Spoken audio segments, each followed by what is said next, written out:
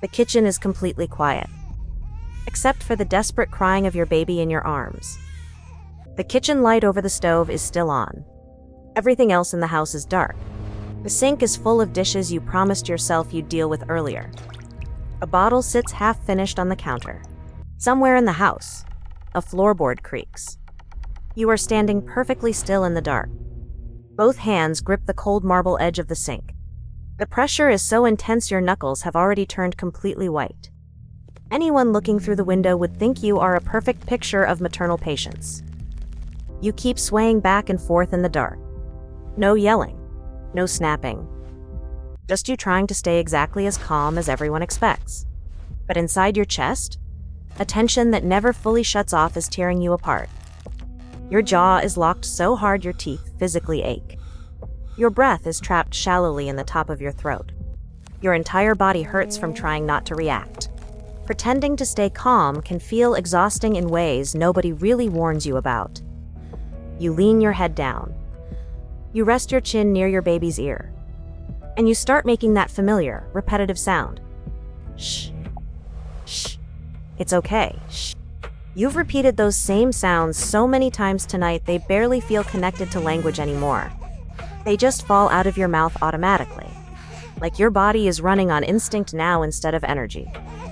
Your voice stays carefully controlled, soft, measured, exactly like all those gentle parenting videos told you it should sound. You are saying all the right words. You are trying so hard to sound like the calm parent everyone told you to become. But your baby does not stop crying. In fact, the crying gets noticeably louder, more frantic, much more desperate. A sudden wave of anger hits the back of your neck like a physical blow.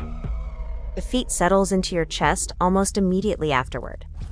Part of you starts wondering what is fundamentally wrong with you. Why your child feels so impossibly difficult tonight, so resistant to comfort. You suddenly feel like nobody can actually see how hard you're trying to calm something that just keeps slipping further out of reach.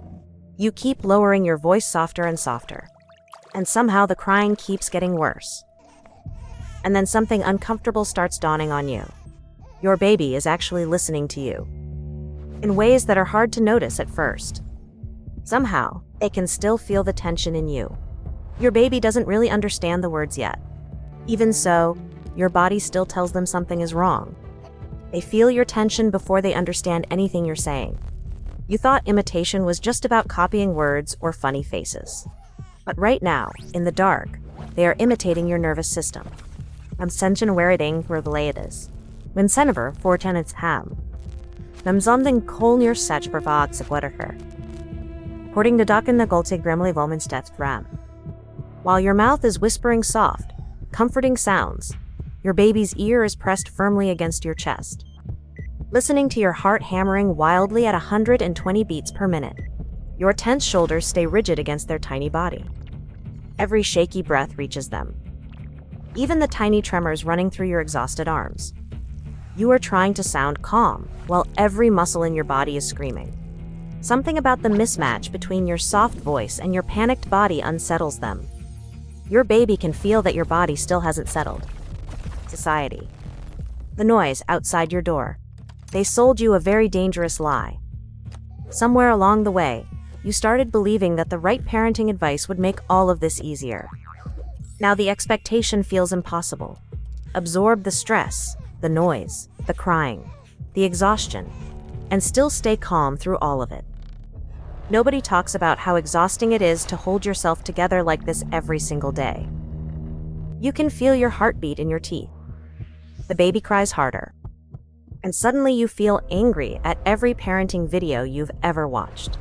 You wonder why nobody warned you that staying calm could feel this physically exhausting.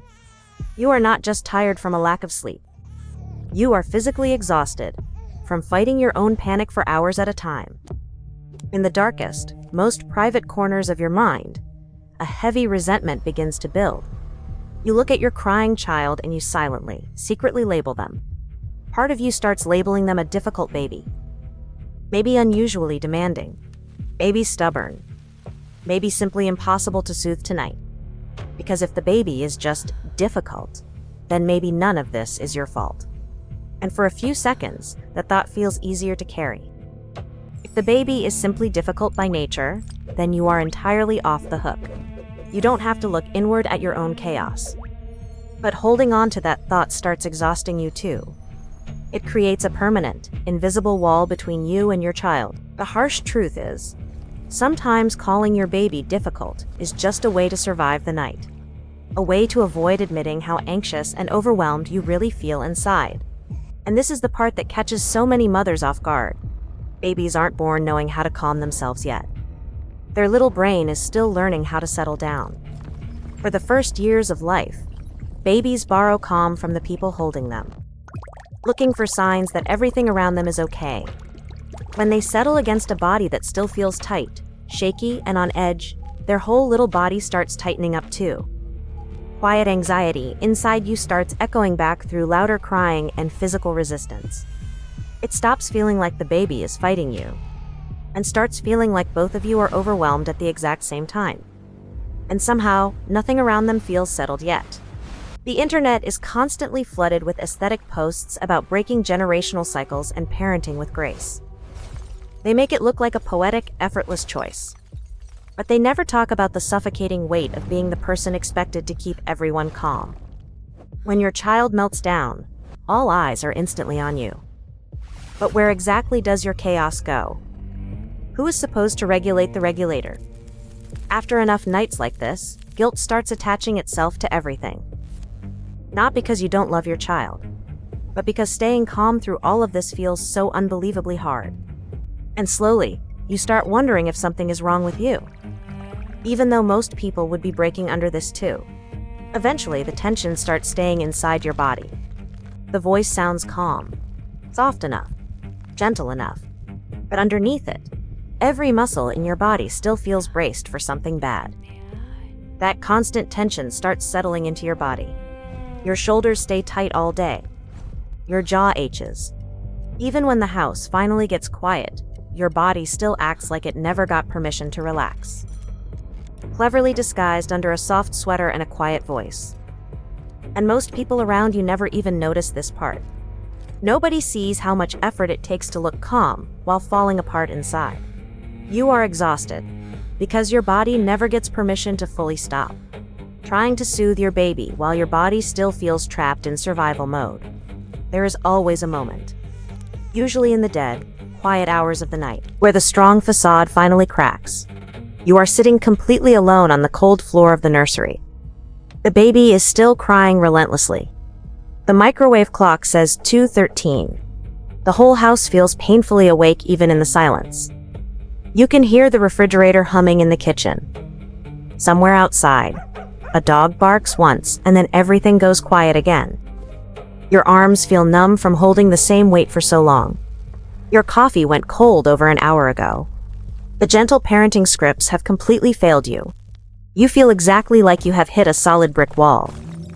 And for one ugly second, you understand why sleep deprivation is used as torture. In this tiny, desperate fraction of a second, you finally drop the act. You stop trying so hard to be the perfect, untouchable mother. You close your heavy eyes. You lean your tired head back against the wall and silently admit to yourself that you don't know how much longer you can keep doing this tonight. The whispering finally stops. No more bouncing. No more swaying. No more desperately trying to fix the crying. No more trying to sound like the mothers online. You finally stop fighting how exhausted you really are. When you drop that heavy, suffocating mask of the iron mother, you surrender. And in that exact moment, your physical body responds. Something inside you finally starts softening. Without your conscious permission, your tight, frozen shoulders drop a full inch away from your ears. The locked muscles in your jaw finally release their grip. You take a real, deep, shaky breath. Not a controlled, performative breath meant to look calm, but a raw, human exhale that empties your lungs completely of stale air.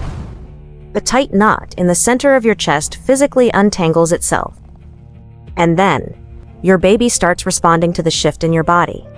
Your baby, with their ears still pressed firmly against your chest, starts feeling the tension slowly leave your body. The rigid tension slowly leaves your tired arms. Your body finally stops fighting itself. For the first time all night, something about you feels calmer to them. And slowly, the frantic, terrified crying turns into soft, tired whimpers.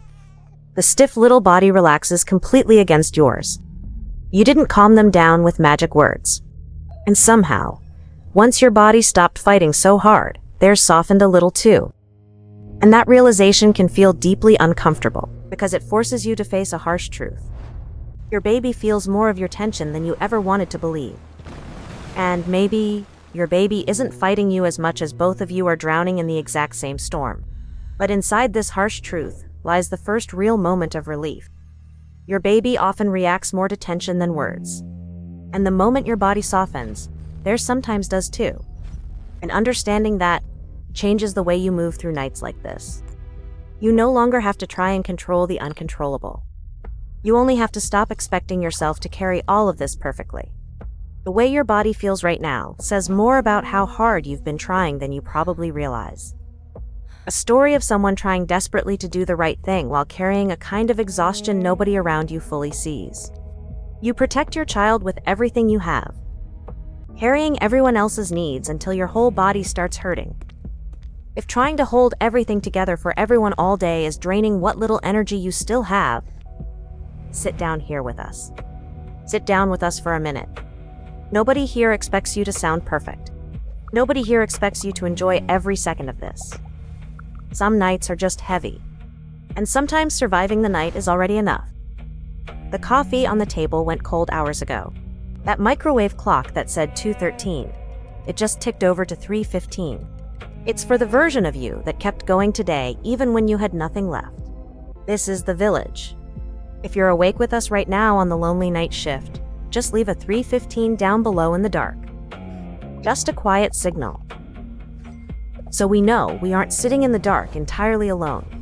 The noise outside will still be there tomorrow.